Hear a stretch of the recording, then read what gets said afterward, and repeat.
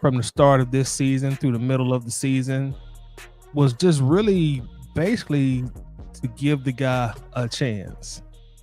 I wasn't a proponent of the hire. I didn't campaign for the hire. But once the powers that be made the decision, from my perspective, it was get a guy a chance. Because even when we were 3-2, when we were 3-2 early in the year, which seems like a decade ago, there was a lot of uproar saying that he should be fired. And that just didn't sit well with me for a variety of reasons. So that's a lot of the reasons that I did defend Raheem. I did defend Zach Robinson. I did defend the coaching staff because I felt like he deserved a fair shot, just like any other coach that has coached the Falcons got at least a fair shot. You know, like Arthur Smith, he had a fair shot. Dan Quinn, Mike Smith, the list goes on and on and on and on. So I just felt like he deserved a fair shot. But now that the dust has settled, I would say that he would be fired, and at this point, he probably should be fired. Now, I will say this, and this is going to be unpopular. If the Falcons do happen to finish 8-9, if they win the rest of their games, I change my stance. I would say that he should come back another year. 2 8-9 seasons, I would say he deserves another chance to at least start the 2026 season and see how things go. You know, because I don't feel like 2 8-9 seasons would constitute him being fired. Although neither season went exactly how none of us envisioned they would, I still would think that he deserves to come back to start 2026 if we win the last 3 games, which honestly is quite possible that we might. You know, but these are the Falcons, you know, so the Falcons could lose the last 3. You never know with this team. But, you know, they should go out there and beat the Cardinals. Then you're going to play the New Orleans and then the Rams. Now, the Rams, Rams playing Super Bowl winning football right now. So if you beat the Rams, that really going to change the story. But again, if we win these last 3 games, I say he should come back. And that's really the only way that I would say he should come back. I really don't think the staff has done a good enough job for me to continue to defend Raheem. You know what I'm saying? I'm not going to sit here and just defend somebody just for the sake of defending them. You know, I got to have some rhyme and reason to say that or to defend them in a sense. So at 8-9, I would say, yeah, they should come back to at least start the 2026 season, in my opinion. As far as Terry Fontenot, that's a whole different dynamic, because I think the extreme vast majority of the fan base wants Raheem Morris fired. The extreme vast majority, and I mean extreme, overwhelming majority wants him fired. Now Terry Fontenot, that's a different can of worms. There is still a very significant amount of people that feels like Terry Fontenot should be retained. They feel like, especially when you look at the last 2 draft classes, that he's done well enough to keep his job. And to be honest, I'm a little perplexed on Fontenot, but I must be honest. If the Falcons can't manage to win these last 3 games, which in all likelihood they won't, but I hope they do, no matter what happens as far as wanting the coach fired or better draft position, I can never be, or I have never been one of the people that wants the team to lose. Anytime I watch them play, or if I'm at a game, I want them to win. I don't care what the circumstances are. I want them to win. But I got to be honest about Terry. Do I want Terry to come back? Yeah, I do want Terry Fontenot to come back in 2026. I feel like with the last 2 draft classes, he's kind of found his groove. in a sense as a general manager, and I really think the last two draft classes he's done an outstanding job. Maybe minus Michael Penix. That remains to be seen. But I think he's done an outstanding job. You got a lot of young guys that are playing great football on this team, namely James Pierce Jr., Jalen Walker, Xavier Watts, Brandon Dorless, who I think was taken in the 4th round. I think Ruka Roro is coming around playing good ball for us. So you got just like a lot of young cast of characters who are really carrying their weight and more. And I think that's some ammunition that Terry has on this side. So do I want him to come back? Yes, I do. Now, my wants and what I think are totally different. I must be honest. Do I think Terry should come back? I'm going to surprise you guys. No, I don't. As of this broadcast, I don't think Terry should be brought back. But I do want him to come back, if that makes any sense. I want him to come back, but I don't think he should come back. And I'm going to tell you guys why.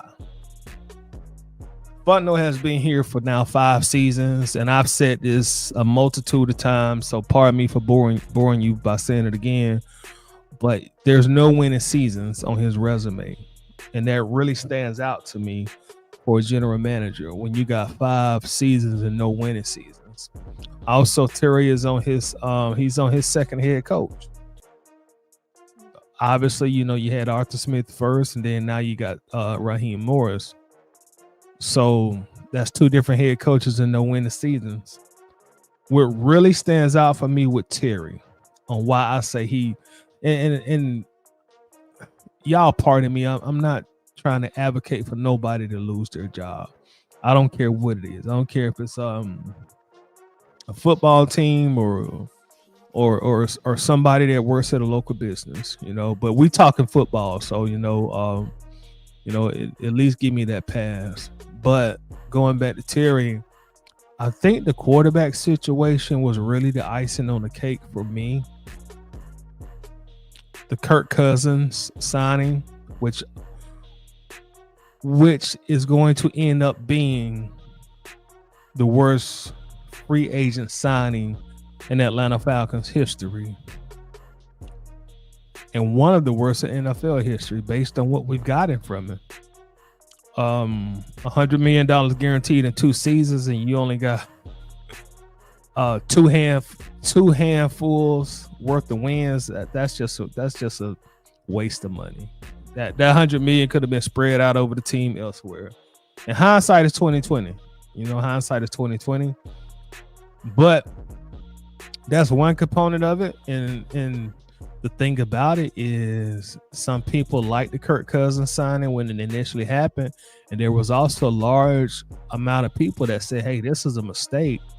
Why are you going to give a 35, 36-year-old $100 million guaranteed for just guaranteed for 2 years, coming off season-ending injury? Like, this guy's at the point of his football career where he's not going to get better. He's older, and you're about to sign him to this kind of contract coming off an Achilles injury. There was a very large segment of people that was very vocal. A lot of people that would be in the comment section, on this show or on other, Falcons YouTube shows. Some people that I would do shows with on panels. It was a variance of different opinions, and it, at the end of the day, it did not work. It didn't work. Kirk Cousins will not be here next year. So you gave him $100 million guaranteed, and he has produced so far with about maybe 9 wins, maybe 10, somewhere around that area. So that was a failure. That was a monumental failure, and so that's one part of it. And then the second part of it, I got to be honest, Michael Penix. Now, the jury is still out on Penix, but the reason I must bring Penix up into this equation, because the same reluctance that was there for Kirk Cousins being signed, there was similar reluctance to draft Michael Penix. You have a guy who has a multitude of injuries in college. Not only injuries, but serious injuries. A multitude of season-ending injuries. So a lot of people was like, "Hey, man, like, why are you gonna spend your 8th overall pick on a quarterback who has proven that he gets hurt a lot?" You know, and we signed Penix, and he played 3 games last year and looked promising. We give him the starting job in 2025, and he's injured halfway through the year. He's out for the season himself. So the people who were skeptics of drafting Penix, they're like, "See, I told you." Like, Atlanta, what's up with y'all want to just invest in old hurt quarterbacks or younger quarterbacks who have shown that they can't stay healthy? So to me, with Terry, that really was the icing on the cake. I would say the mismanagement of the quarterback position. That's where Terry falls off the cliff for me.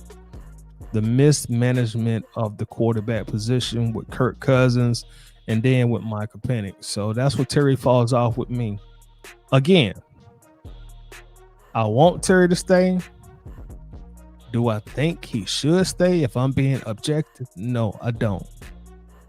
And I reserve the right to change my opinion if the team wins the final 3 games. If the team wins the final 3 games, I think both of them come back, or both of them should come back. But if they don't, if they can't finish 8-9, if they finish 7-10 or 6-11, I feel like you have to clean house, or you should clean house at that point in time. And again, I would like for Terry to come back. So if both of them come back, it is what it is. If Raheem leaves and Terry stays, I'm cool with that. Terry Fontenot is his contract. Terry signed a 6-year deal, so his final year of his deal is next year in 2026. Raheem Morris is signed until 2028. So Terry Fontenot has got really the most of his money on his contract already. Raheem is a different story. Of course, Arthur Blank ain't here for no money.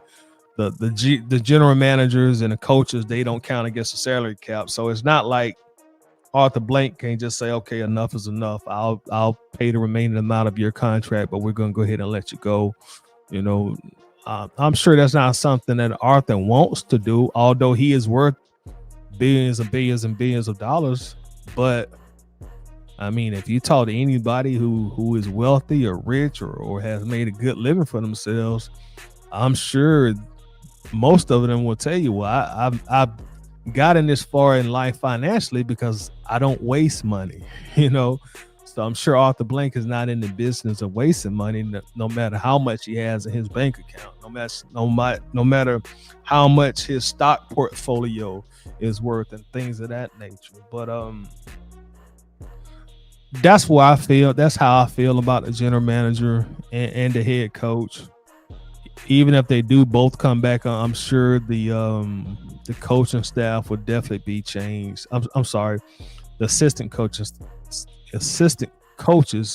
minus Jeff Ulbrich will be different. I'm sure Zach Robinson won't be here regardless of what happens, simply because the offense has been so disappointing this year.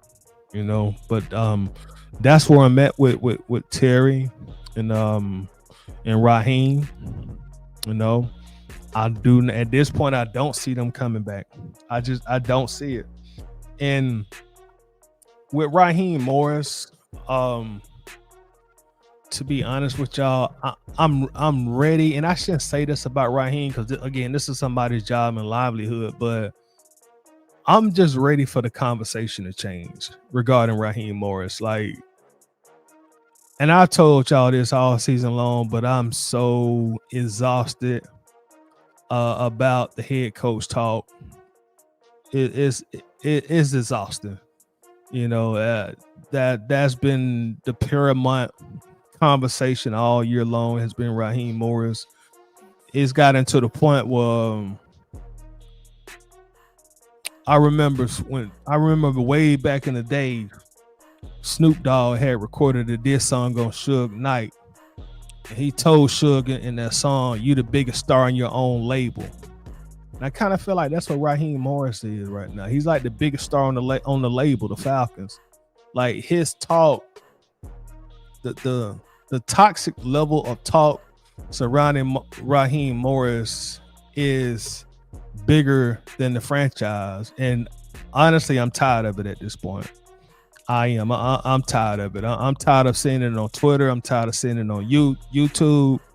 So I'm just ready to turn the page so we can talk about something else. To be honest with you, it's gotten so toxic to the point where it's just like it's exhausting, and I'm over it. To be totally honest with you, so that's another reason. Like I'm ready just to let's just turn the page, you know, and that way we can go to 2026, and if the Falcons do what the Falcons normally do and they suck again, at least at that point we can start blaming somebody else, you know, and it just won't be this big cloud falling the franchise about Raheem Morris, which I'm just so over at this point in time.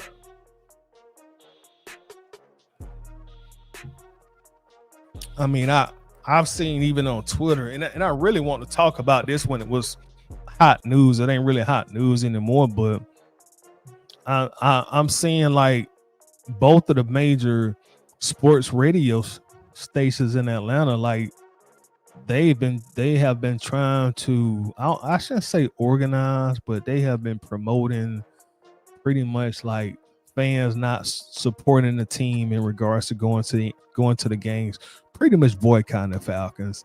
And honestly, I thought that was some BS. You know, I thought that was some BS. And I think it's over the top. I think it's exaggerated. And again, that's some of the reason, y'all, that I have been like defending Raheem, because the way I look at it, man, the Falcons have been bad so long, consistently bad for so long. I mean, you had a 9-8 team go to the Super Bowl, but that was an outlier year.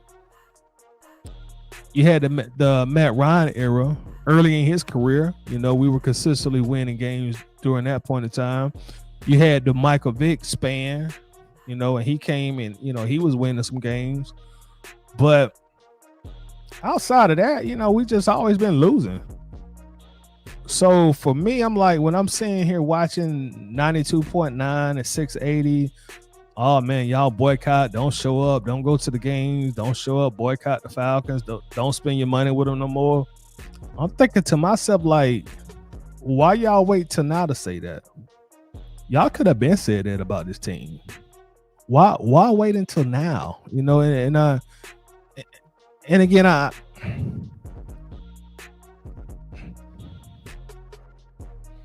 that's what Raheem being bigger than the biggest star on his label comes in. That, like, why wait until now? Like, the way I saw it, like, listen, radio stations, that if y'all went promoting that after 28-3, why are you doing it now? You know, if the Falcons were that terrible and they deserve to be boycotted, that should have came after 28-3 to me. Yeah, if y'all weren't talking about that at 28-3, don't talk about it now. And the narrative around Raheem Morris is like, he came and messed up the winning. Like, we hired him and now the team sucks. We were sorry before Raheem got here. Let's make that clear. We were not a good franchise before Raheem got here. If you go all the way back to 2013, the Atlanta Falcons, since 2013, we have only had 2 winning seasons. So we just did not just start being a bad team. It's been like that for quite a long time. Recently, So again, you go back to 2013, there's only been 2 winning seasons. 2 winning seasons. And when we went to the Super Bowl with Matt Ryan and Julio and them guys, like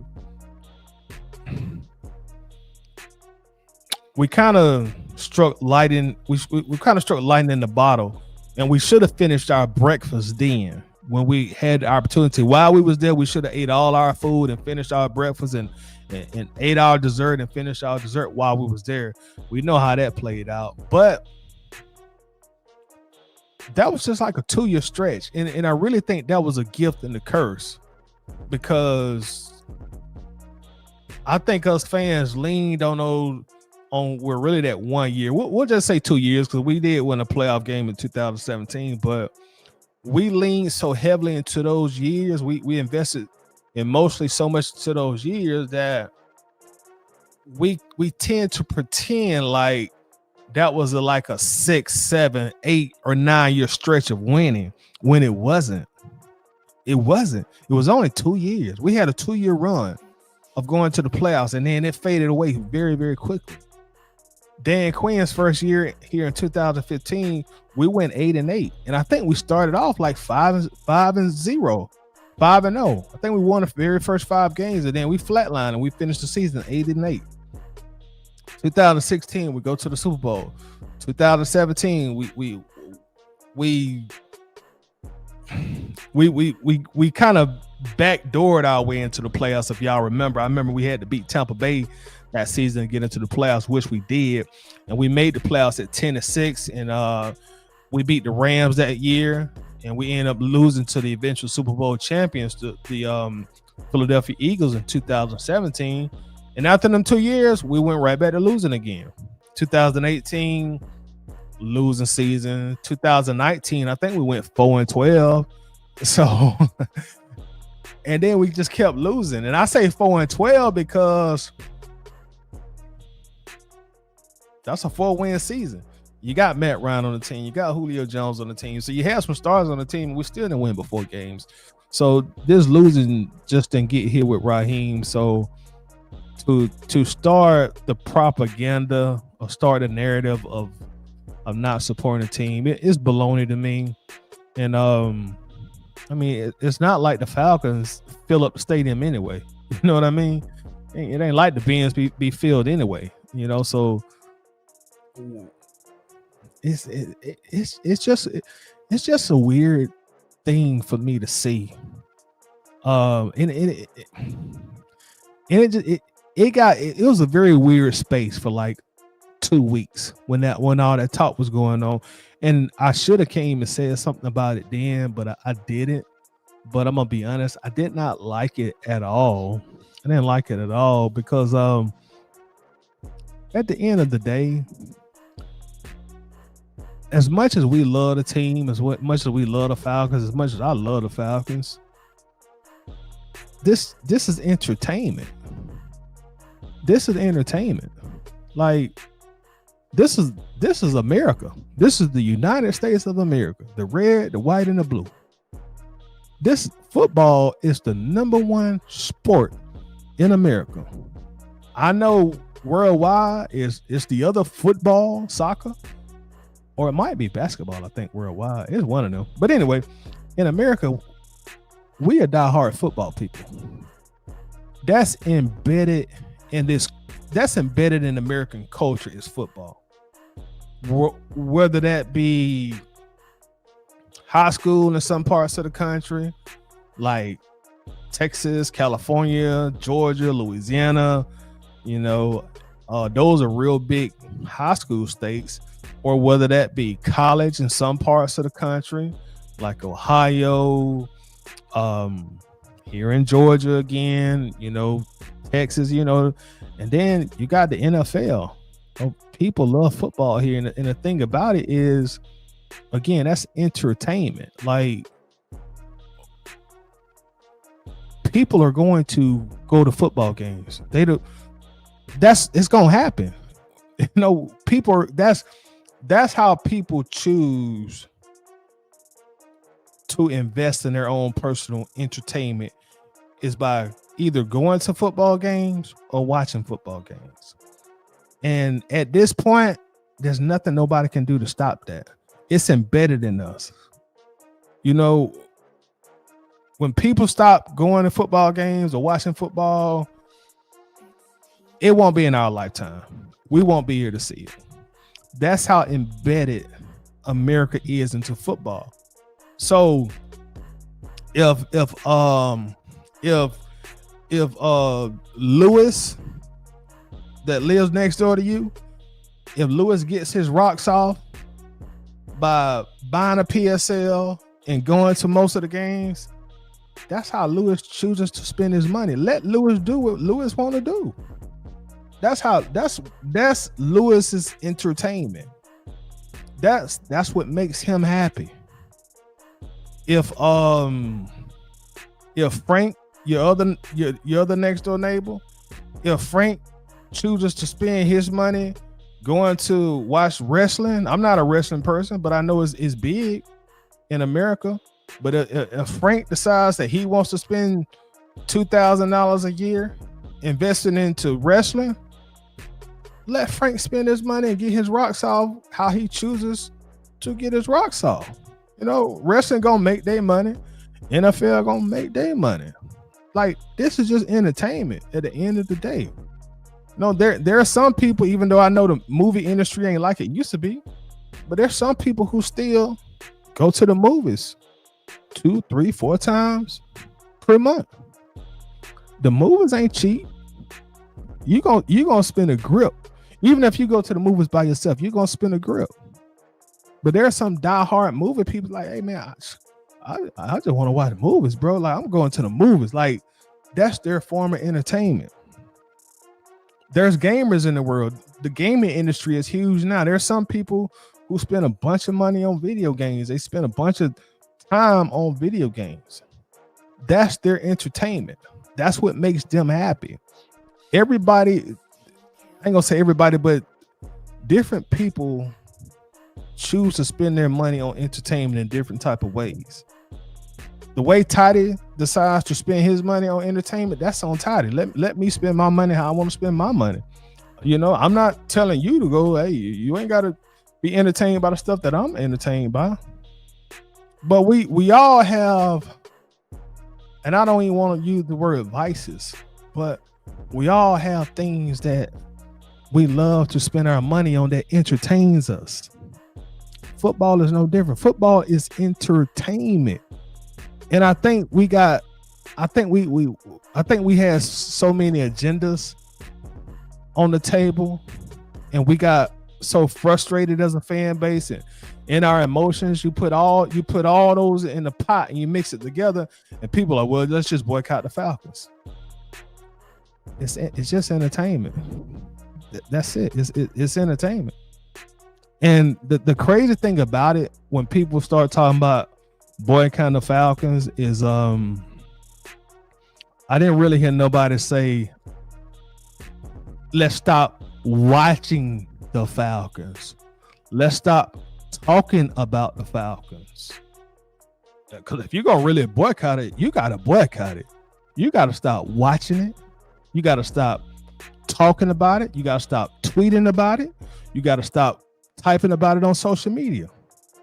Because people's pushing their narrative so hard that they didn't even really think it through thoroughly. Does the NFL make money off ticket sales? Yeah, of course they do. But the extreme vast majority of the NFL's revenue comes from television deals, network deals, Amazon deals. That's where they're getting their real money from. These networks, that's where the real money is coming. That's where they buying these yachts with. Network deals, media deals. So everybody, oh man, don't go to the Falcons game. Don't go to the Falcons game. Well, why not tell them don't watch the Falcons? Don't talk about the Falcons. Don't tweet about the Falcons. Don't get on the social media and talk about no NFL teams. Because the NFL operates through shared revenue. They have a revenue pool. All 32 teams participate in that revenue pool. So if you still sitting here on 1 o'clock and you say, man, fuck it, I ain't going to watch the Falcons no damn more. But you sit here at 1 o'clock every week, you watching them, you still put money in their pocket.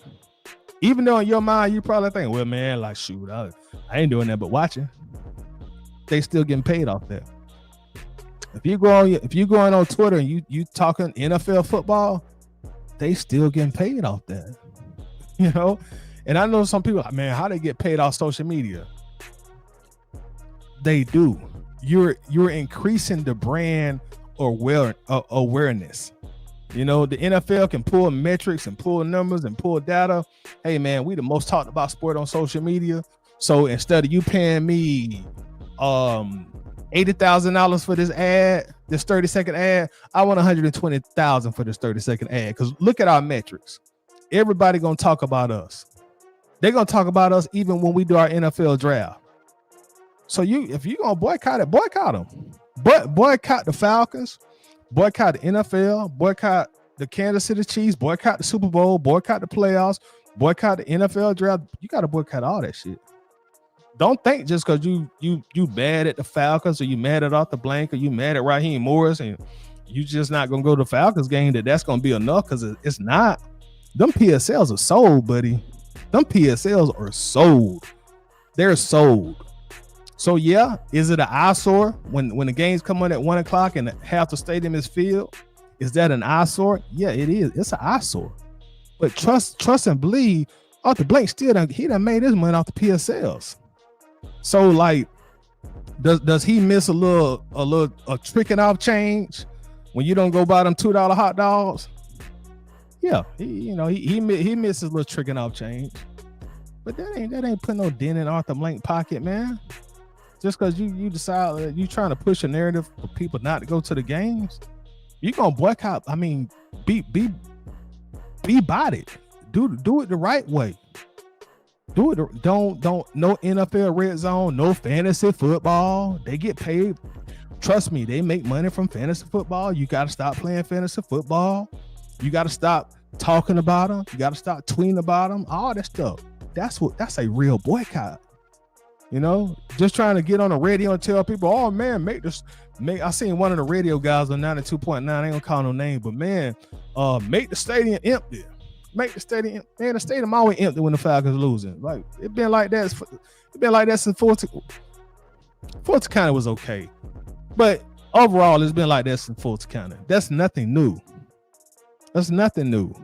And you see, since and you see the owners of the Falcons, they still make enough money where they can build new stadiums, they can build new domes, all that stuff. So if you're gonna do it, do it. You know, I mean, do it the right way. Don't just do it because you just trying to push a narrative, you know, and you don't like who the coach is, you don't like the general manager, you don't like the quarterbacks. I mean, do it. Go out, go hard with it. And see, the thing about it, the people on the radio, they just trying to push an agenda. They're smart enough to know the economics of the game in the NFL. Because if they know, if they start telling people, man, don't watch the game, you know, don't talk about the game, they know where that trickle down effect comes to. Because at the end of the day, they understand that they're actually, in a sense, putting together a plan that could put their livelihood in jeopardy. You know, they know when they talk NFL football and Atlanta Falcons, those are the highest rated shows. No disrespect to the Atlanta Hawks, but they don't get the same ratings during basketball season.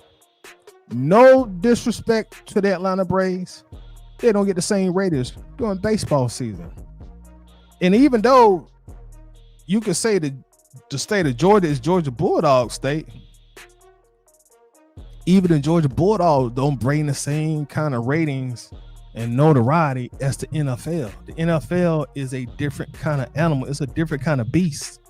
As popular as college football is, they cannot fuck with the NFL. They can't. There's no sport, there's no entertainment spectrum in America that can fuck with the NFL. It does not exist. You know, you're talking about a multi-billion dollar industry yearly. So, man, if all them radio personalities, man, if y'all gonna push the angle for real. No, don't be out here playing with it. Push it for real. But going back to my point, man, like I think somebody just try to put the worst thing on Raheem Morris's legacy as the head coach while he was here, just to make it seem like Raheem Morris was the worst Falcons head coach in history. And when I see like these young cats on Twitter, because I spent like 2 or 3 days like just going on Twitter, and I don't even be on Twitter like that, but I got drawn into the minutia of Twitter for like 2 or 3 days, and I see these younger cats. Oh man, Raheem Morris is the worst Falcons head coach in history. He not. Go pull the numbers. He not. He really. That's how bad the franchise is. He ain't not the worst one in history. He could possibly be the worst one of your lifetime, but he ain't the worst one in history, bro. We done had some real bad head coaches who got some worse winning percentages than Raheem Morris. So listen, I'm not gonna come and tell y'all to boycott something that you love. I'm not gonna do it because I love football. I love talking about football. I'm here at 1:00 a.m. on a Saturday night talking about football. And I love discussing football with other football heads. That's what I like to do. Just like some of the gamers, they love talking about video games. I'm sure right now at this time there's somebody on the YouTube channel talking about a video game or a video console. That's what they love. That's their entertainment. I'm sure somebody's running a wrestling show right now. I'm sure somebody's somewhere in the world is talking about basketball right now. I'm sure somebody's doing a show and I'm not a movie person, but whatever the hot movie is right now, I'm sure somebody's on YouTube talking about a movie right now.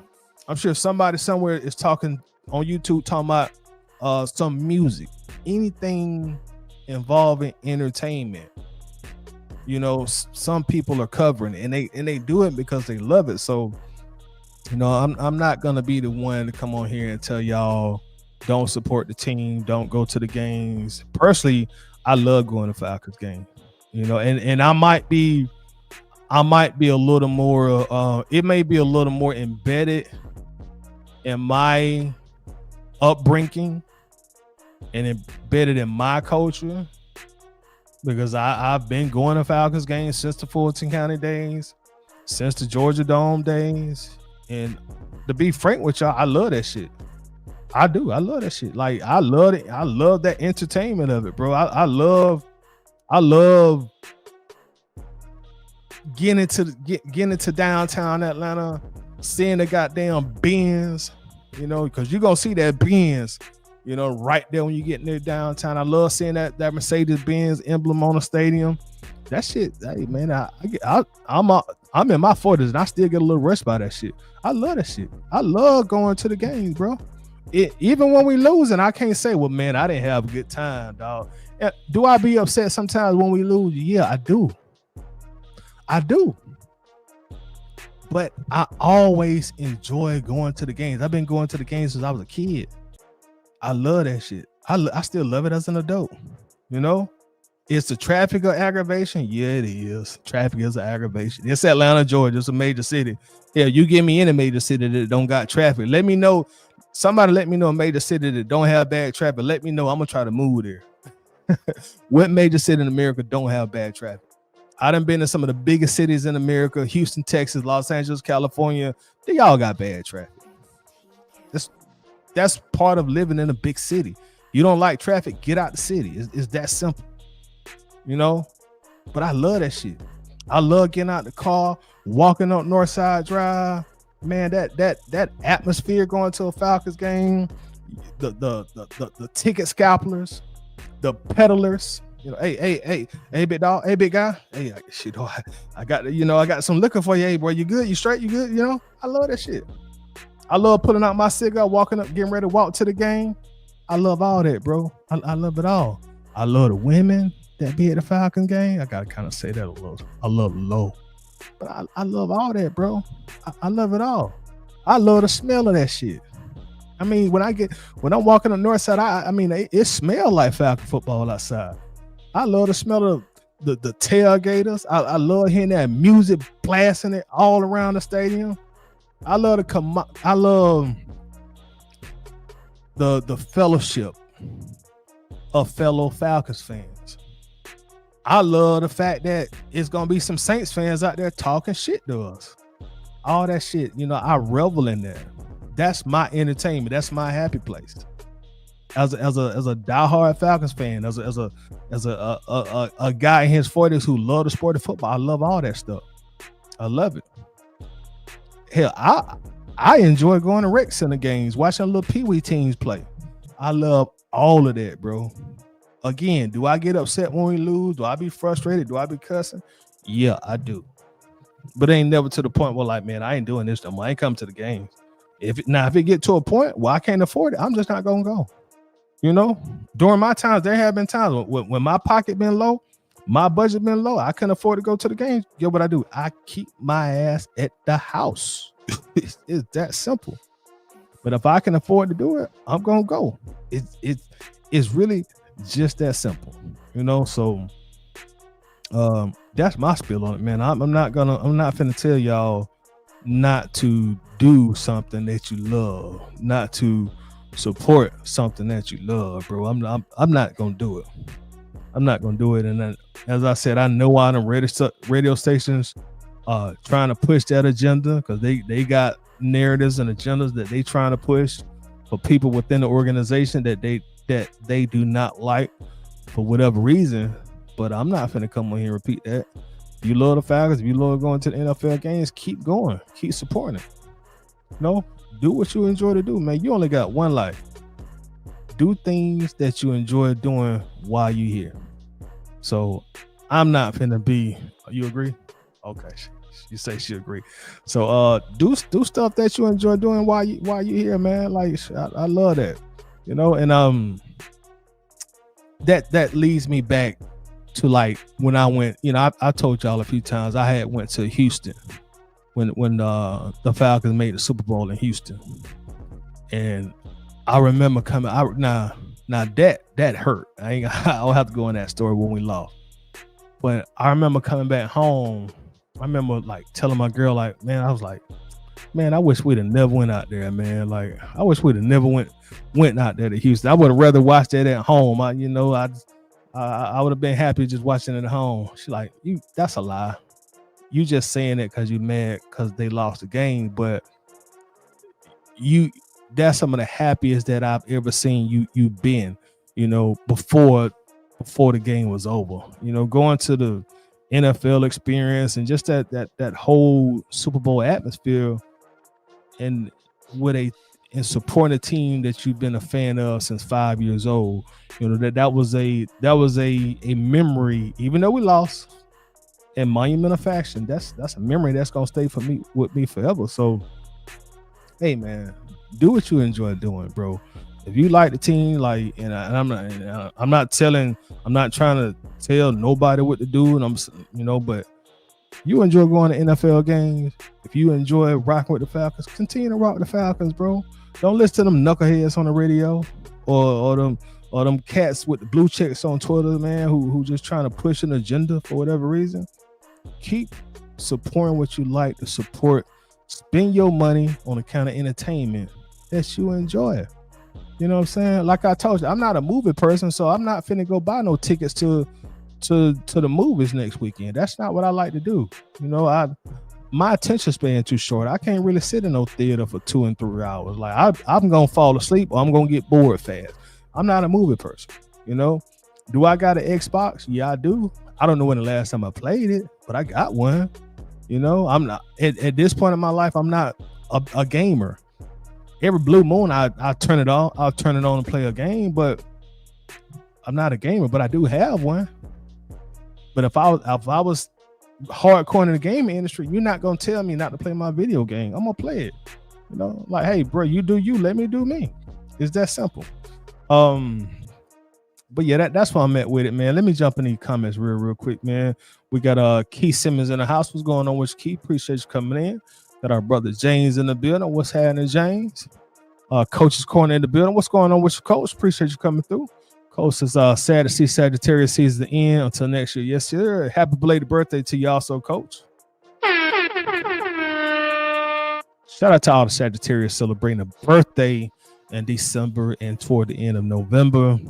He says you got to think about it, fam. We got too much talent to have 2 seasons with 5-game losing streaks. I'm gonna actually get in that too in just a minute, Keith. Greg, what's up, Greg? Says I don't think that they should let Coach Raheem go. Please put together a good team, except for the coaching staff. Other teams, other than our defensive coach, he should stay. It's his first year, 1 more year. What's up, Tyreek? Says we ain't been in LA. Probably not, bro. I don't see it, but you know, stranger things has happened. These are the Falcons. Knowing the Falcons, they'll beat the Rams and then lose the next 2 games. That's just how the Falcons work. T-Dub says, so if we fire him, who can we bring in? And I don't think nobody want the job because we got too many holes to fill. That's a good comment, bro. ESPN put out an article, and they list the Falcons' potential head coaching vacancy as one of the most least desirable jobs in the NFL. They rank 8 teams who are probably going to have a head coaching vacancy at the end of the regular season. And the Falcons was at the bottom of the list. The things that they cited, they said limited cap space, no first round pick, and questionable quarterback situation with Michael Penix's questionable durability. So that really coincides to your comments, T-Dub. They're saying that this is not a desirable position, or this is not a desirable job if the head coaching vacancy does in fact happen, which I can somewhat see. That first round pick is a big thing, although we do have James Pierce Jr., but still a new head coach, they want a first round pick, bro. Like, they don't want to walk into a situation with a bad team like the Falcons are going to end up being at the end of the season, and they don't have a first round pick. And then, Michael Penix, in all likelihood, he won't be ready week 1. Then you got to deal with, can I really depend on this guy who has had 5 season-ending injuries in just 8 seasons? I mean, can I really depend on this guy to be my quarterback? So those are some of the situations that they cited. Coach says, I think his gross negligence is not having a quarterback battle. It's hard to overlook. It is clear Michael Penix Jr. was not ready, and Kirk has been playing good enough that I doubt we would be where we are had he played. Speaking of quarterbacks, man, I say this a lot, but in the NFL, you're really only as good as your quarterback. And I trust me, I know the hot topic is the head coach with the Falcons. I know that's all people want to talk about. I get it. I trust me, I get it. I see it every single day. But in the NFL, you're only as good as your quarterback. Until Atlanta figures out this quarterback situation, because Kirk Cousins isn't the answer. He'll be gone next year. He's older next year. His best years are far behind him. Can Kirk still come in and win some games and play like he played against Tampa? Yeah, he can. But at 37, 38 years old, Kirk is pretty much in the twilight of his career. He could come in and still give you some great games, but can Kirk go through a grueling 17-game season at his age? I don't think so. I really don't think so. He played great against Tampa. There have been some other games this year that he didn't play. He played not so great, like the Seattle game, Miami game. He didn't look that great. And that's how it is in a 17-game season. You need consistency. So until Atlanta figures out the quarterback position, and I hope Michael Penix Jr. ends up being the answer to that, but we do not know. But until we figure out the quarterback position, I don't care who they bring in here.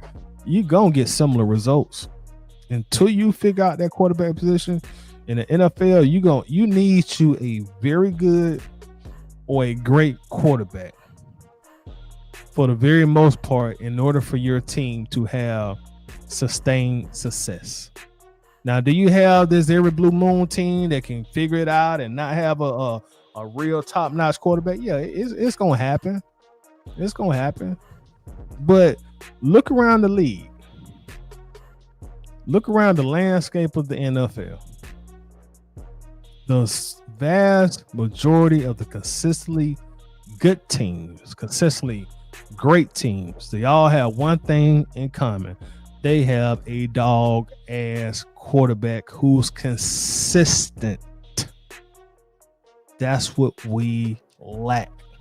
So we can fire Raheem after the game tomorrow. But if they don't figure out their quarterback position in 2026, it's going to be some of the same. That's what it all boiled down to. It's going to be some of the same. We got to figure out the quarterback position. So hopefully the answer to that will be Michael Penix. Georgia, Texas boy in the house. What's going on, Georgia, Texas boy? What it do, tight end Falcons family? I like Terry, but if cleaning house is the way to go, maybe that's what we need as a franchise. And that's kind of the same street I'm on also, Georgia, Texas boy. I like Terry, but if we got to get clean house, get new leadership in here, new ideas, and new directions, hey, so be it. Keith says he wasn't a GM. He was being mentored based on what Arthur Blank said after Arthur Smith firing. That part, I get, Keith, but I still can't ignore 5 seasons as a general manager without a winning season.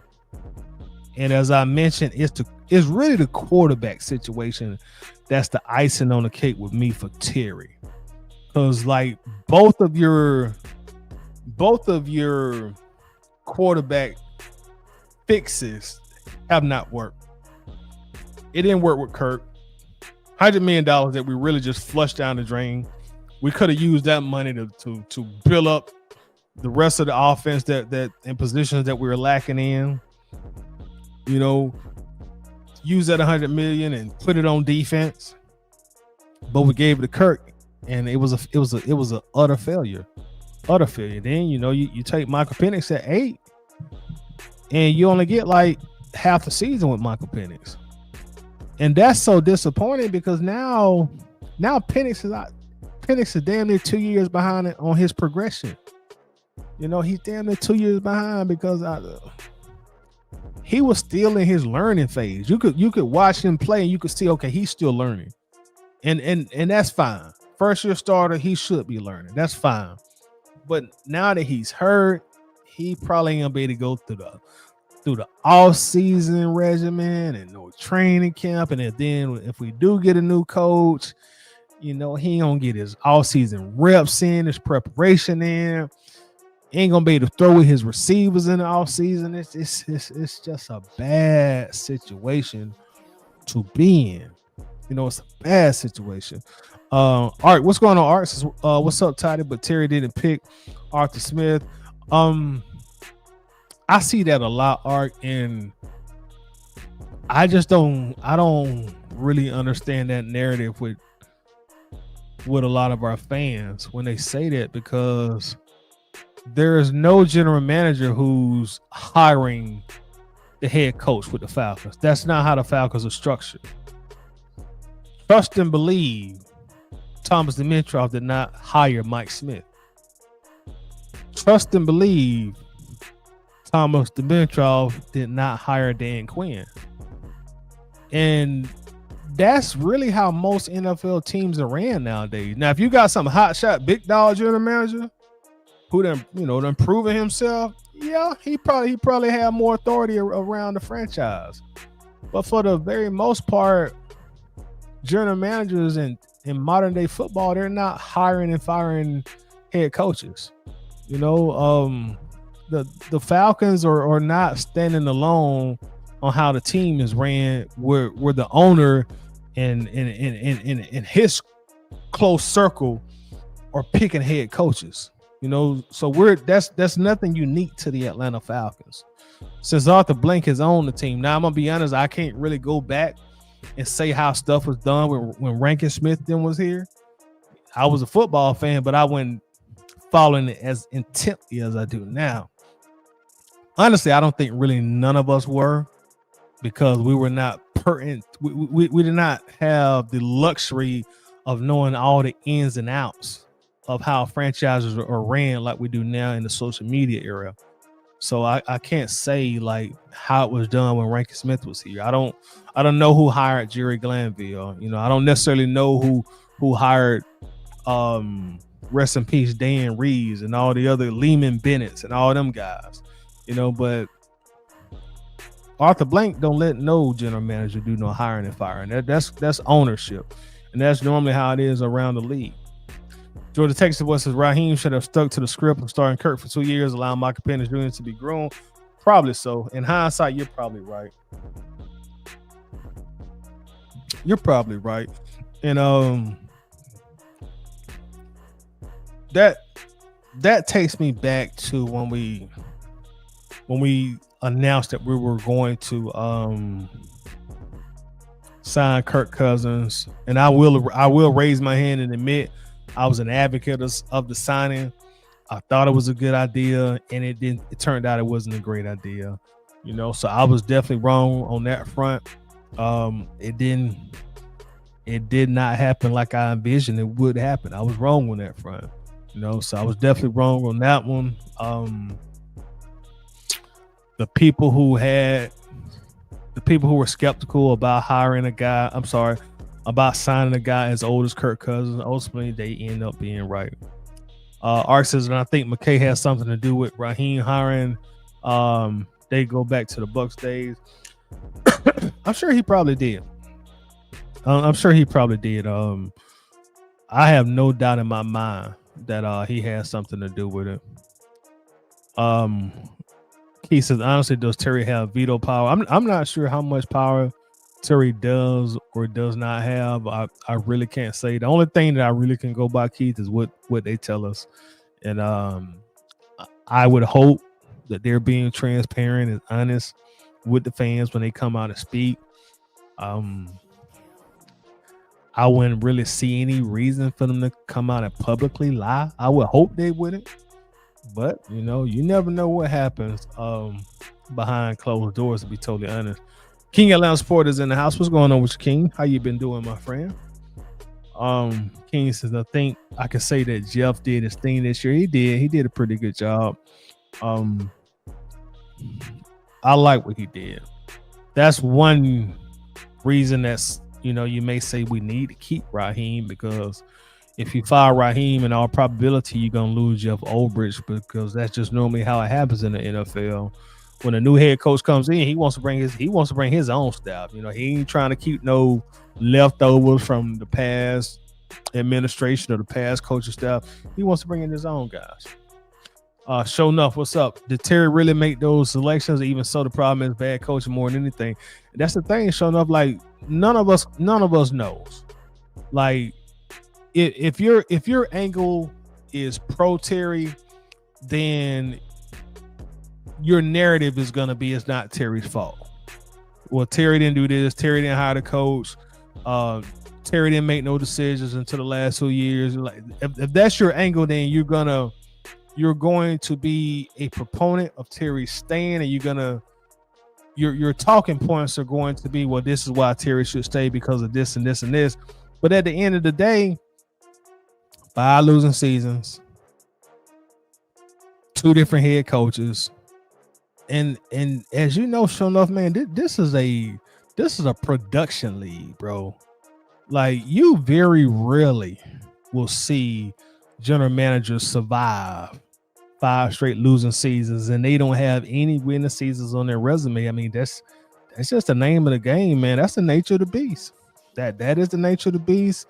There have been, now Terry's last 2 drafts have been really good. There has been some questionable draft picks along the way as well. So I think we have to weight all that stuff in there. He says, do you think Rock can lead the team, Toddy?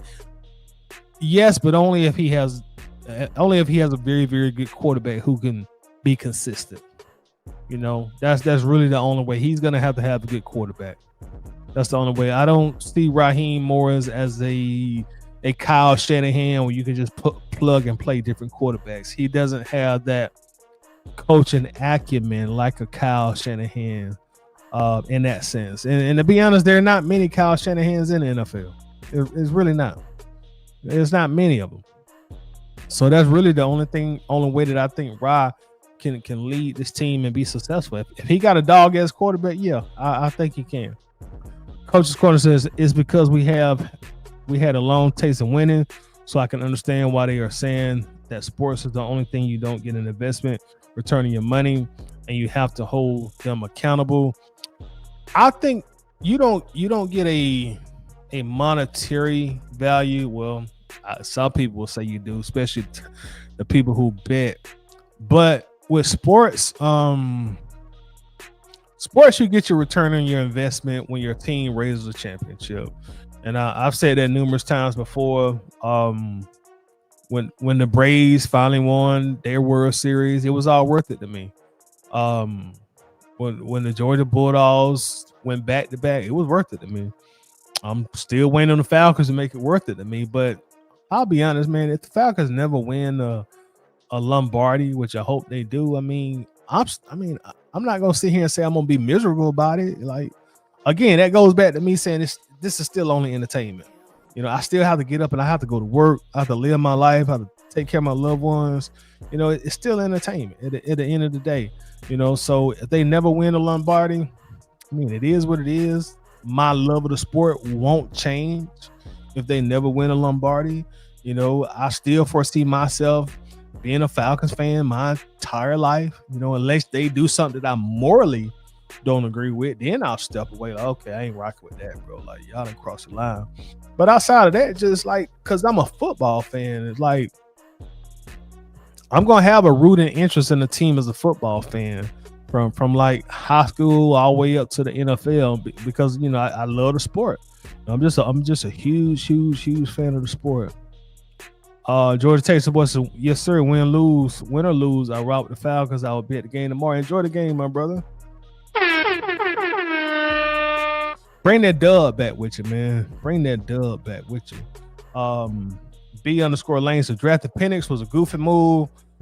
Got in Cousins' head. You might be right, B-Lane. I'm not saying that you're right with the goofy move because that remains to be seen, but drafting him could have got in Kirk's head. You could possibly spot on with that assessment. You could possibly be spot on. Strapped up in the house. What's going on, Strapped Up? So I hope you're doing well. I'm doing fantastic, bro. Hope you're doing good. If Kirk Cousins doesn't stay, we should look at someone like Malik Willis or Bennett, Stetson Bennett. Kirk gone, bro. Kirk is out of here. Kirk out of it. The reason Kirk is gone, although he is still on the contract with Atlanta, but this is the reason why Kirk won't be here next year. The cap hit to keep Kirk Cousins in 2026 is $58 million. The Atlanta Falcons cannot afford it. They can't afford it. If they keep Kirk on this roster, they can't do anything in free agency. They might can make one or two moves. And as we all know, they need to make more than one or two moves. If they keep Kirk on this roster, they don't have any money. A $58 million cap hit, they're not able to absorb that type of cap hit. That's why Kirk will not be here, although he's under contract. Pretty much what the Falcons are going to have to do, they're going to have to release Kirk Cousins and use the cap savings to finance their offseason. That's what they're going to have to do with Kirk. They need the money that they save from releasing Kirk to finance their offseason. And you're probably going to see at least one player get restructured also. You're probably going to see a Chris Lindstrom restructure or an AJ Terrell restructure. Or if you get a new head coach, you might see both of them get restructured. just so they can create more cap space. That's the main reason Kirk Cousins won't be here, because they cannot afford to keep him. They cannot afford that $58 million cap hit. The cap situation just simply will not allow it. Will not allow it. Excuse me. 3 Dirty in the house. What's going on, 3 Dirty? How you doing, brother? Art says, I think the quarterback position may hurt Terry Case as bad as I hate it. That's why I'm at with it, Art. Again, I want everybody to know, if Arthur Blank would have called me tomorrow, hey man, what you think I should do about Terry? I would tell him, man, keep Terry Fontenot one more, at least one more year, Arthur. This the last year of his contract, so just make this a make or break year. That's the advice that I would give him. But that's not, in my objective mind, that's not what I think should happen. I think the quarterback situation is really the icing on the cake. You know, I think the Kirk Cousins being a failure. I think the Michael Penix and him getting hurt. And now Arthur Blank probably looking at like, well, damn, you know, y'all knew this motherfucker had all these injury concerns. Y'all still drafting him, and he got hurt. And the thing about it, of course, I know Michael Penix can't necessarily control him getting hurt, but he sat out a game with a knee injury, and then like what the next week or two, he went out for the season with a knee injury. Man, I hate to say it, y'all, but I'm a fellow multiple knee surgery recipient myself, like Penix, and sometimes that stuff just being your genetics, man. A lot of times that's just genetics. When a guy keep getting hurt, a lot of times that's just genetics, man. It's just how your bone marrow, your blood. That's how it goes that deep, man. It goes that deep. Lovely robot figurine says Penix is definitely the nail in the coffin, worse than most brain dead pick in the NFL history. The one drafts a quarterback with 2 busted knees and multiple season-ending injuries on other injuries.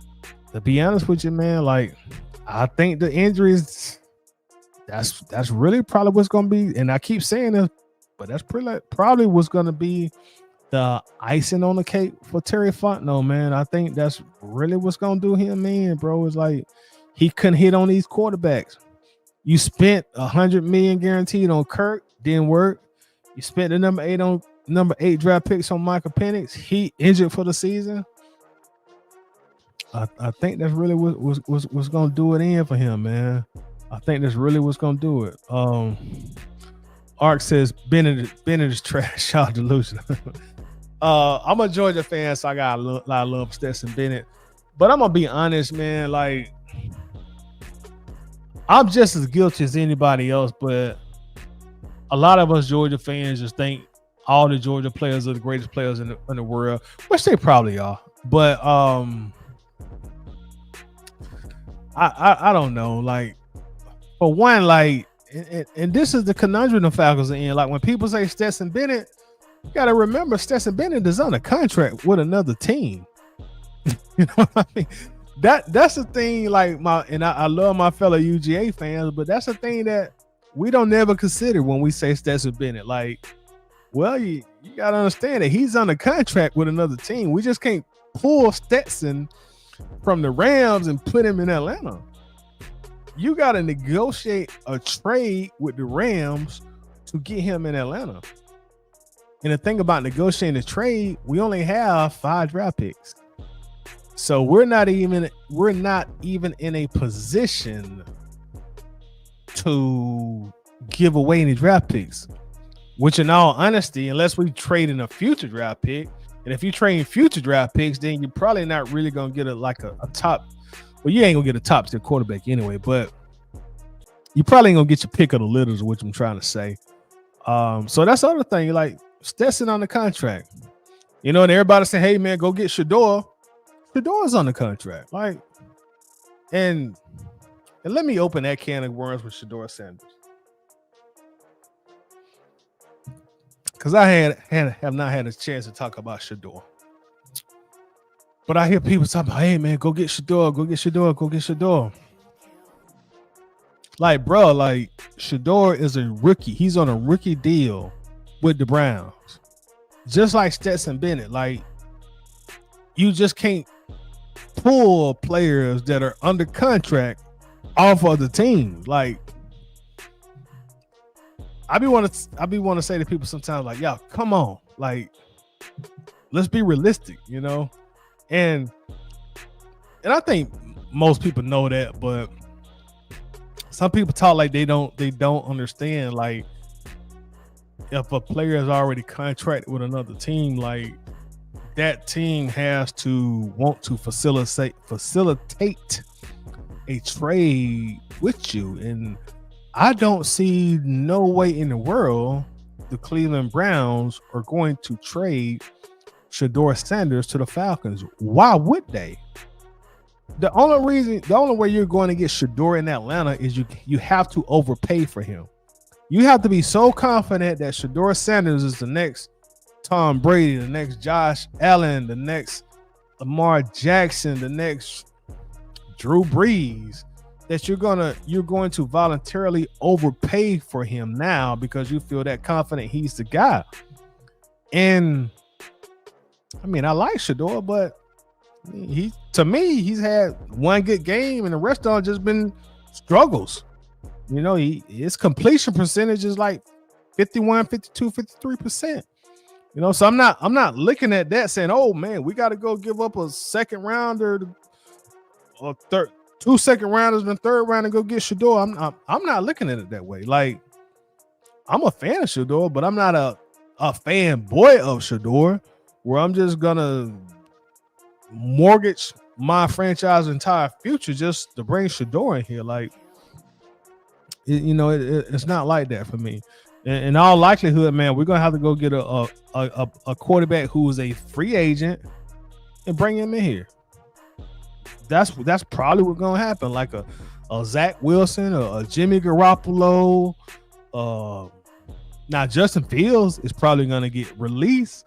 So if he becomes a free agent, or Justin Fields, you're gonna probably have to get somebody who's a free agent who you can come in here and give a low tier or a mid tier contract and have him start until Michael Penix rehabs his knee, because we don't have the money to go pay another Kirk Cousins contract, because we still gonna have to take a dead cap hit when we release Kirk Cousins. So we are really in a tough position in terms of quarterback and in terms of financially paying for a quarterback going into the offseason, man. This is really a tough position. Really, really, really a tough position for us. Lovely robot figurine says, that's it, bro. He had 2 hit on 1 out. He had 2 hit on 1 out of the quarterbacks. Too much money in draft capital and losing season. Yeah. And I see exactly what you're saying, lovely robot. And that I agree with that, bro. And I like Terry. I want Terry to come back. But when I look at the quarterback situations that he was in front of and he missed out on, I don't see how he survives it, man. I really don't. I'm gonna say this. I don't see, whatever happens, I don't see Arthur Blank breaking up them two. If Terry stays, Raheem stays. If Raheem goes, Terry goes. Whatever happens, it's gonna be a package deal. If one stays, Terry stays, Raheem is gonna stay. I don't see Arthur Blank doing that breakup thing no more. He did the breakup thing with Arthur Smith and Terry Fontenot. This time it's a package deal. So if Arthur is so fed up with Raheem Morris, he decides to fire him, then Terry's going to be out the door with him as well. Especially being that Terry Fontenot only has 1 year left on his deal. Art says, if Bennett was that good, why isn't no other teams after him? That's a great question. That's an excellent question, bro. Strapdos says, Mariota, Ritter, Kirk, and Penix have all failed us. I don't think Terry Fontenot will survive the end of this season. I think the Eagles or Lions assistant general manager is coming here next season along with a new head coach. You are possibly right. I heard somebody mention, I think his name is Leffert. Y'all correct me in the comments. But I think he works for the Houston Texans. I think Albert Breer might have mentioned him. I'm not real familiar with him though. Ark said I could see Justin Fields maybe coming here. I'm gonna be honest, I could see Justin Fields coming here too. Because again, he probably will be released. All the stuff I read coming out of the New York Jets reporters and beat writers, they're saying that Fields will probably be released. And not saying that they make the final decisions, but that's the team that they do cover. And also, Justin Fields will get, of course, his guaranteed money from the Jets, which I think is about $30 million. So with that said, you probably can get Justin Fields reasonably inexpensive, and Justin Fields will still be in a prove-it position. So he's going to be prone to take a prove-it contract. And at this point in his career, no team is going to pay Justin Fields $15, $20 million a year. They're not going to do it. His value isn't that high. So you probably can get Justin Fields here for $10 million or less on a 1 or 2 year deal per season.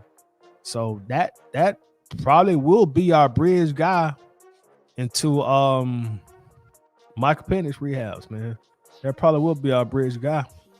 And speaking of our guy, I got my Bill Belichick hood on because there was some news that was reported that said that there are upper executives in the Falcons organization that still think very highly of Bill Belichick.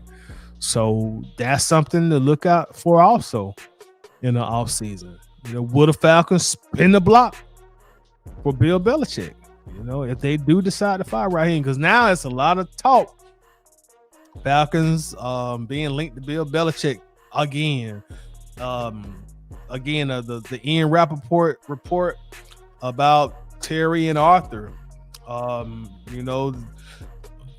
Terry and Raheem's future with the team. And before the Thursday night game, they were saying that before the Thursday night game. So there's a lot of stuff in the air with this team, man. And another component that we need to discuss too is we have to ask ourselves, like, did we build this team right when we started to rebuild? And if I'm being honest with you, I would love to be proved wrong in about 2 years, but I don't think we did. The Atlanta Falcons were the first NFL team in history. The Atlanta Falcons were the first NFL team in history.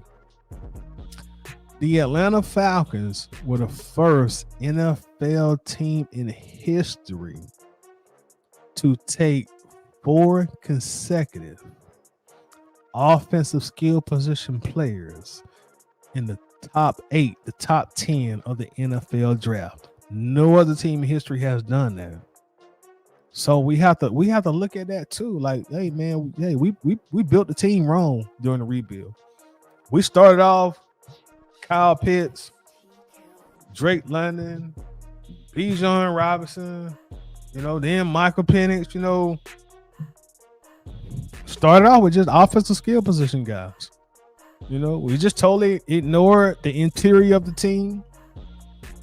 Totally ignored the defense until this past season. We finally decided, hey man, let's go get some guys on defense in the first round. But look how we started. The rebuild off. We essentially drafted, and I know some of y'all gonna push back on this, but let me explain my perspective. We started off our rebuild with 3 consecutive pass catchers. We started off our rebuild with 3 consecutive pass catchers. Kyle Pitts,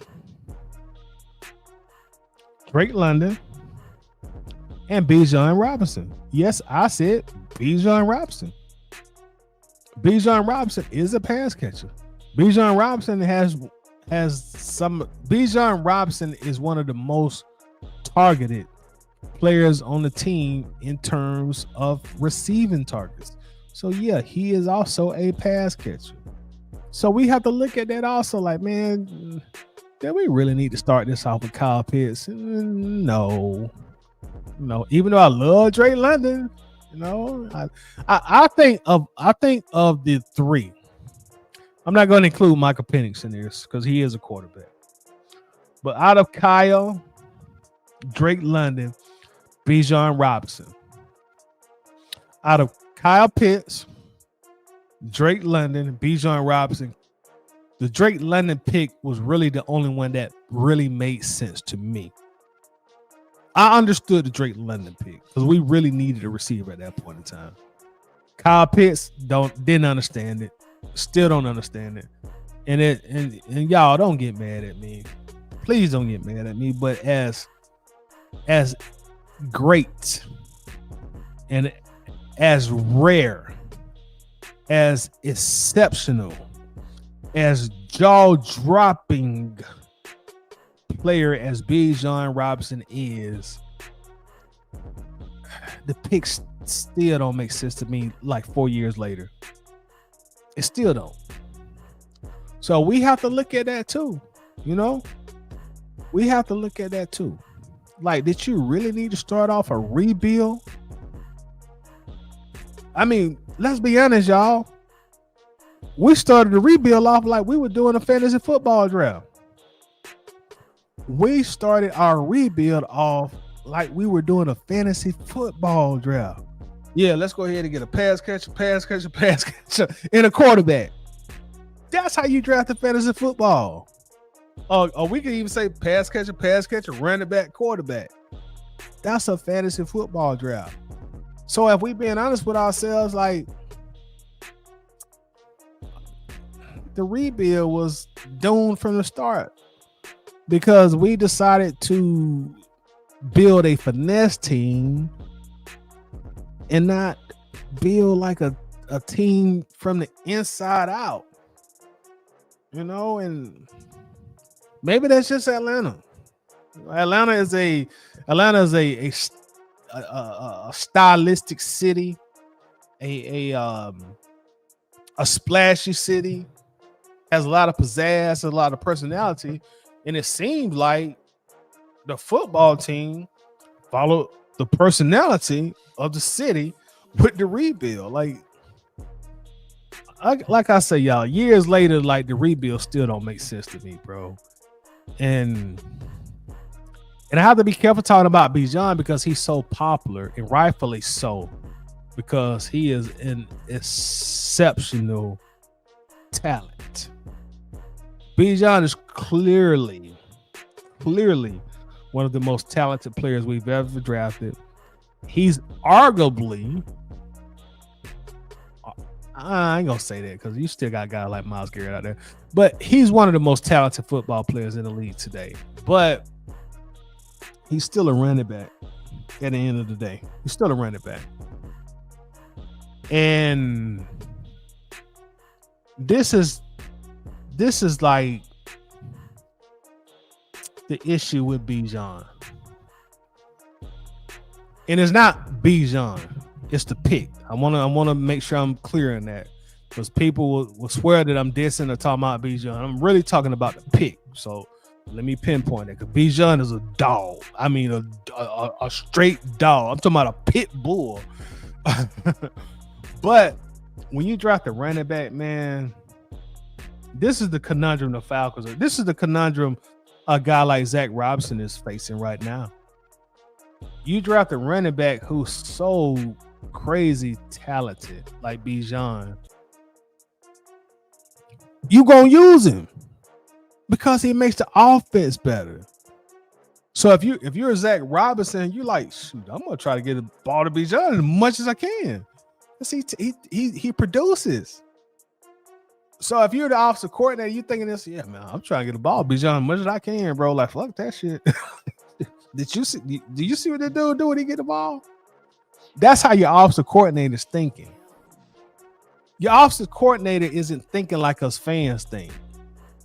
When us fans say, "Oh man, they use Bijan too much. They use Bijan too much. They're gonna run him to the ground. They're gonna run him to the ground." But that's not how offensive coordinator thinks. Offensive coordinator thinks, who on this team needs to touch the ball the most so I can have the best opportunity to pick up yards, score a touchdown, and help this team win a football game. Bijan Robinson. So the offensive coordinator is going to get him the ball as much as he can. And so that's where another talented running back like Tyler Algier is left out on Gilligan's Island. Not that Tyler Algier can't produce, but let's be honest, he doesn't have the versatility or the raw talent that Bijan has. So when we get upset at Zach for because he feeds Bijan the rock a lot, that's what he's supposed to do as offensive coordinator. Zach Robinson is not. I'm gonna be honest with y'all, and this may sound bad, but Zach Robinson is not concerned about how the Atlanta Falcons are going to look 5 years down the line because he knows he's not going to be here. He's either going to take a job somewhere else or he's going to get fired. He knows that. He'll never say that publicly, but he knows that. So while I'm here, I'm going to do the best job I can to make this team successful and to make myself successful. If that means that I got to give Bijan 22, 25 touches a game, so be it. Let the Falcons worry about if he got the ball too much in 2029 and 2030. That's going to be their problem. I won't be here. Same thing when Kyle Shanahan, when he was here them 2 years and he just kept getting the ball to Julio. I'm getting the ball to Julio. Kyle Shanahan publicly came out and said, you know what? If I could, I would throw the ball to Julio every single play. He's that damn good. Why would it not? But that's how offensive coordinators think. They're not thinking about I'm using Bijan too much. That's really not their philosophy. That's not their mentality at that point in time. They're trying to win football games. And now we've reached a point where it's like, we feed Bijan too much, but that goes back to him being the 8th overall pick. Be honest with me, y'all. What guys that you draft in the top 8 of the NFL draft that you worry about you playing them too much? Do you think the left tackle that goes in the top 10 of the draft, do you think they worry about playing him too much at left tackle? Do you think the right tackle? Do you think the edge rusher that's drafted in the top 10, they're worried about playing him too much? Do you think the cornerbacks that goes in the top 10, they're worried about playing him too much? No. Because if you take a guy in the top 10, he's supposed to play a lot. No matter what position he's playing, a guy in the top 10, he's supposed to play a lot of snaps. That's always been my beef with the pick, not the player, the pick. And I have to really specify that when I talk about Bijan, because people always assume that, oh, you blaming Bijan because we lost. No, I'm not. No, Bijan is the best player on the team. It's not his fault we lose. These first 3 years, Bijan has shown me he's truly a generational talent, but he's a running back. You can win big in this league without having Bijan Robinsons. Without having dog-ass running backs. And then people say, well, hey, man, look at the Eagles. Yeah. They went and got their guy in free agency, But, man, Bijan a dog, bro. Like, so y'all please forgive me. I'm not saying nothing about Bijan, bro, because trust me, I know firsthand that man is special. Special. I'm talking about Bijan is first ballot Hall of Fame. Special. Shout out to my dog Smith in the building. What's going on with you, Smith, bro? Appreciate you coming in, man. This is they paying him big money in the top 10.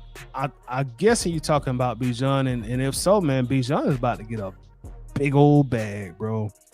I'm talking about Bijan probably gonna get like $21-22 million a year on his deal, and I really think they're gonna pay Bijan probably at the end of this season, because the Lions, the word coming out of Detroit is they're gonna pay. They want to extend Jahmyr Gibbs in the offseason, and it's gonna work like clockwork. If Jahmyr Gibbs gives a new deal, all right, then the Falcons, they're gonna go ahead and give Bijan a new deal.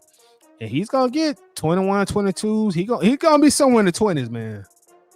So I'm not gonna say that Bijan don't deserve it, because that's the market, and he deserves to get paid like a big dog, because he is a big dog. He is a big dog. I just hope that we can get this team together within the next 3 years, while you still got Bijan with these young legs in his prime, and you're able to utilize him like he needs to be utilized and help this team win playoff games. And again, y'all, that was my whole beef about the pick. Not that I don't think Bijan is a superstar, because he is a superstar. Bijan is must-see TV. The stuff you see on TV is more impressive in person.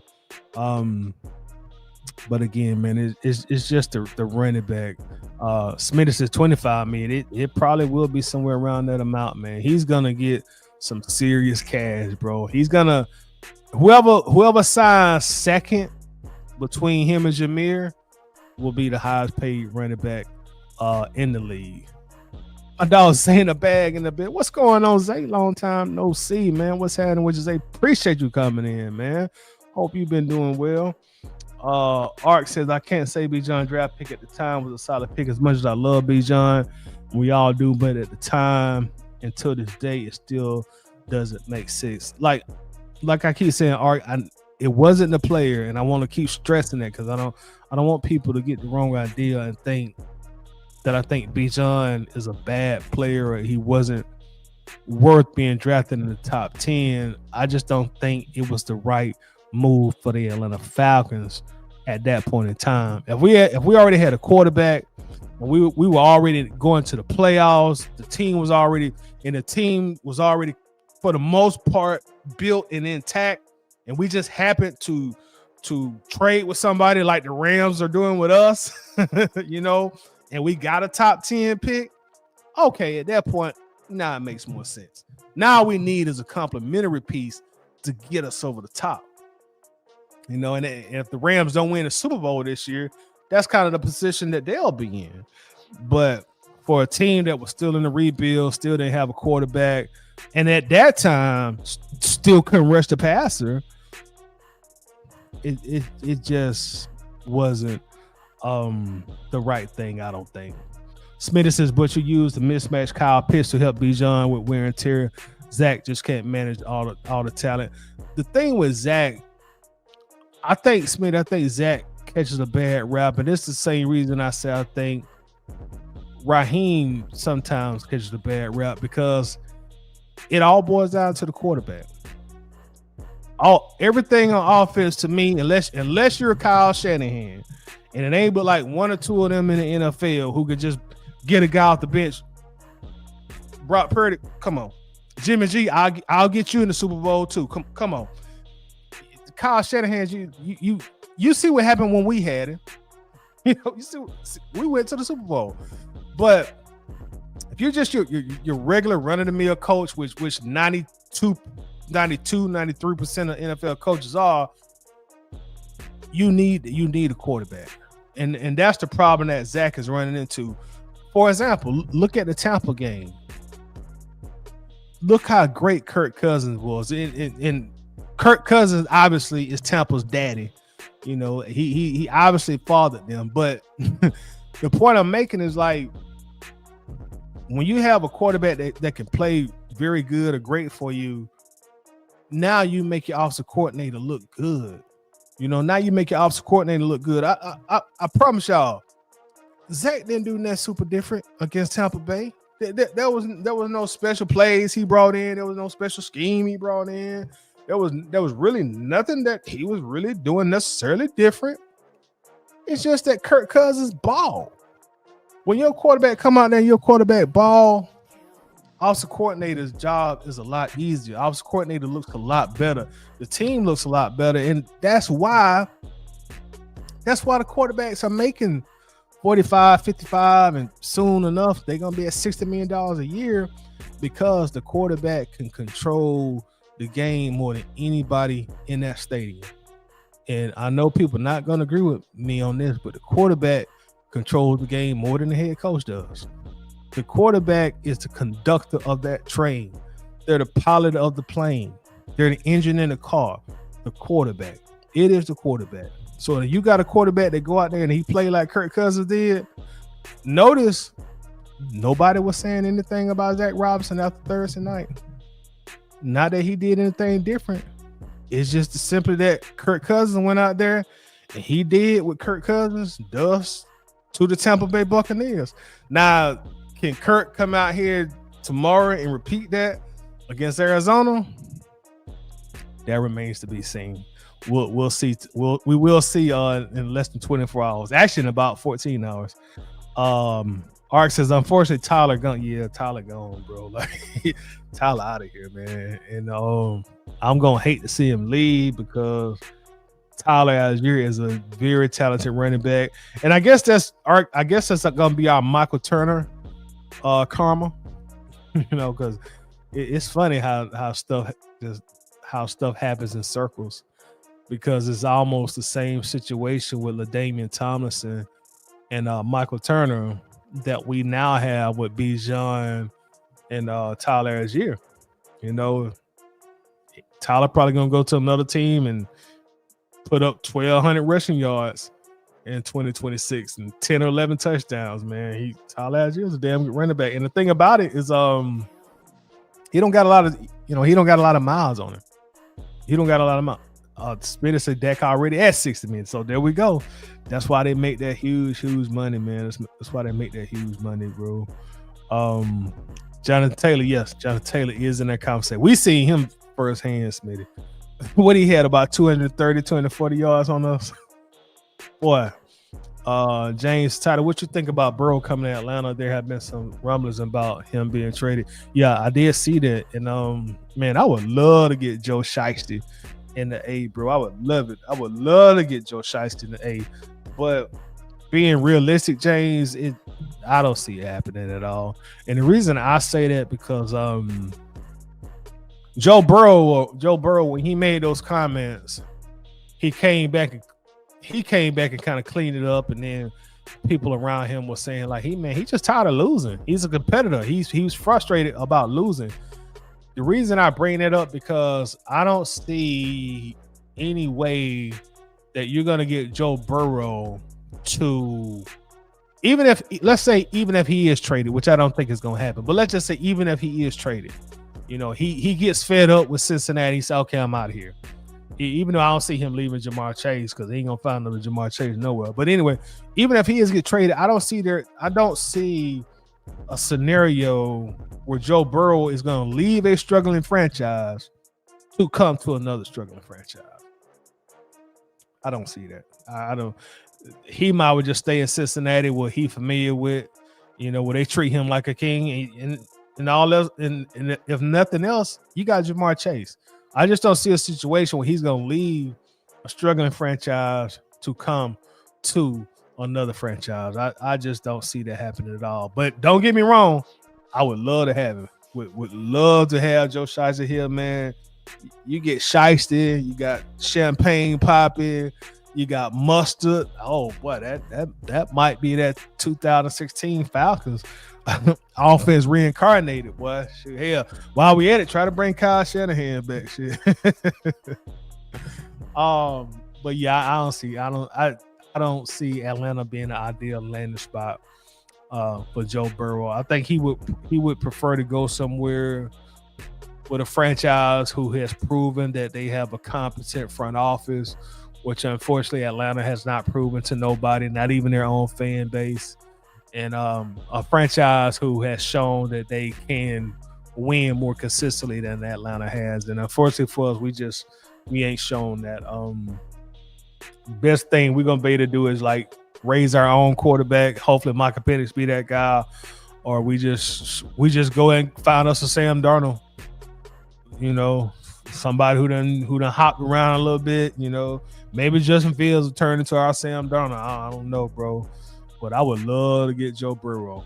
Smitty says only way he leaves is Pittsburgh or Green Bay. Yeah, that's exactly what I'm saying, man. If he leaves, he's gonna want to land somewhere where there is a competent front office who has shown that they have the ability to run a football team. And unfortunately for us fans, Smitty, like much as we love our team and our front office, Rich McKay, Arthur Blank, like man, I don't know, man. They stock ain't real high right now. Stock ain't high at all. Lovely Robot says, yeah, Turner was great fun to watch. We got him in his prime. We looked up. Yeah, that was a great move by Thomas Dimitrov, man. That was a great move, and it was a great situation for a young quarterback like Matt Ryan, and just like Tyler Algier, they got him, and he didn't have a lot of miles on him, man. He didn't have a lot of miles on him, and he came and gave Atlanta with about 4 great, very good years, and we were able to get in the playoffs with him, and damn near went to a Super Bowl in 2012, man. But we know how that ended in at the Georgia Dome with Kaepernick and who was that tight end they had at the time? Was it Eric Davis? I think that was his name. But it is what it is, man. I'm just hoping we get right, man. I'm hoping we get right. Hopefully we'll win these last 3 games, and I don't know what the future holds for Atlanta in 2026, especially at the quarterback position. I don't see Michael Penix being ready to start week 1. I think the Falcons are going to slow roll Michael Penix. What I mean when I say slow roll, I think they're going to be very delicate and very cautious. And actually, just to be blunt, I think they're going to be slow and put him back on the field. Vernon Davis. Thank you, Smith. I appreciate it. I think they're going to be very slow and put Michael Penix back on the field, man. So I wouldn't be surprised if Michael Penix start the season off on the injured reserve or the pup list, man. Just as a precaution, man. They're going to do everything they can to protect him. And I will say this about Penix.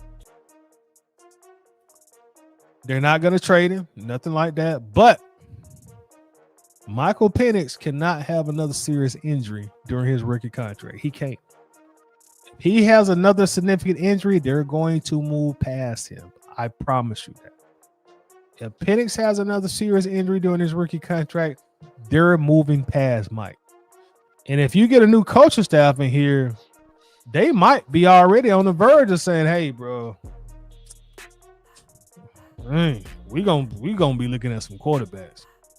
We're gonna be looking at some quarterbacks." So, and that's another thing, man. Like, it's just like, even though it ain't the same, it is the same. And I'm explaining to y'all what I mean when I say even if it's not the same, it is the same. You look at Matt Ryan and you look at Julio Jones. They were protected. As long as Dan Quinn was there, as long as Thomas Dimitrov was there, they were protected. They were protected. And that's a big reason Julio Jones made such a fuss.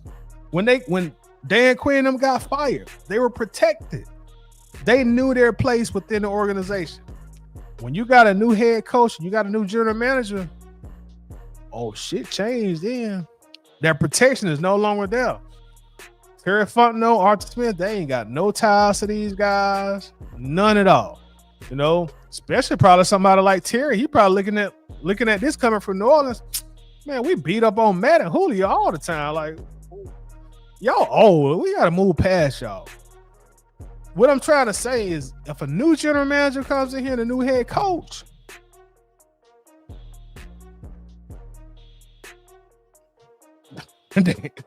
you may see history repeat itself. That's all I'm saying. So Penix cannot have another serious injury during his rookie contract, bro. He gonna have to stay on this field. He gonna have to stay upright for at least a good 3 years, bro. 3-4 years before he go down again. If he go down again, they're going to move past him, man. I promise you, they're moving past him. Spinner says, man, we got to link up. So yeah, bro, let's do it, man. Let's try to do it before the season is out, man. You know, just shoot. Give me the word, bro. Whenever you ready, I'm ready, man.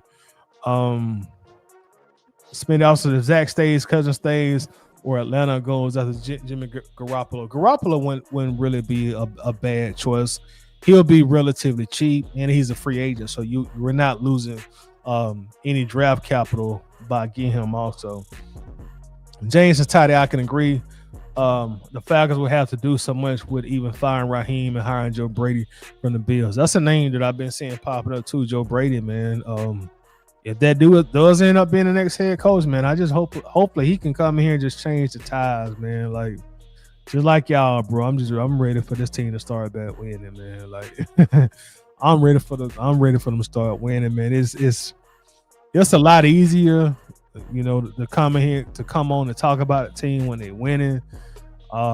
It makes everybody's life easier who are Falcons fans. So I'm just ready for them to turn the page, man. Like this losing and got old. As I said earlier in the stream, only 2 winning seasons since 2013, bro. Like that's tough, man. That's really, really tough. And that's what some people point at Arthur Blank at, man. Like some people look at the fact like the Falcons only have 2 winning seasons since 2013. You've had multiple general managers. You've had multiple head coaches. You've had multiple assistants. So this is not just a Zach Robinson issue. Who's the guy up top calling the shots? At some point, you gotta look at the top and see who's pulling the strings. And that's what Arthur Blank is starting to get some heat. Arthur Blank is starting to get a lot of heat. And if I'm being honest, rightfully so. He the owner. He called the shots. He the one doing the hiring and firing. So him and Rich McKay and Greg Beatles, man, whatever they decide to do in the offseason, they need to get it right. Hey, you might see old Bill Belichick come back through the A. We're gonna see how that plays out, man. I know that's gonna be a big story if they definitely do decide to fire Raheem. Smitty says at some point Arthur Blank is a problem. Exactly, man. Like at some point you gotta start pointing a finger at him because we've had a multitude of different people in that front office and that coaching staff, and we still getting the same results. LAVSP says agreed, and Sanders is not it. Maybe in a few years. He also says facts is just football. I hope they win for the Falcons. I hope so too, man. I hope so. Smitty says Bill was here this week. What you mean, Smitty? Was he in Atlanta? Well, I haven't seen that yet. Are you saying he was in Atlanta this week? The Falcons would have hired Bill Belichick. Now you talking about breaking the internet, boy. Ooh, goodness. Hey, just imagine if they hire Bill, the guy who helped engineer the comeback 28-3, and then you come win a Super Bowl with the same team that you beat in 28-3. Boy, that would be a story in itself. He said, "Oh, yep, in it. Oh, okay. I didn't see that, bro." Smitty, that's news to me. I hadn't seen nothing about Bill Belichick being in Atlanta, man. So I wonder what that was about. Especially now that you got all this talk about Terry Fontenot and Raheem Morris. Boy, that would be something. That would be something. I'm sure we're gonna start hearing a lot more about that. Hey, man, but let me get out of here, man. It's after 2:00, man. Thank y'all so much for being here late at night with me, bro. I appreciate it, man. Another Falcon therapy session. But we should go out and win tomorrow against the Cardinals. If we lose against the Cardinals, man, fire every damn body. Fire everybody. Even Freddie Falcon need to get fired if we lose to the Cardinals. Fire Freddie Falcon and get a whole nother mascot at that point. Peace and love, man. I'll see y'all tomorrow. Go Falcons. I'm gone.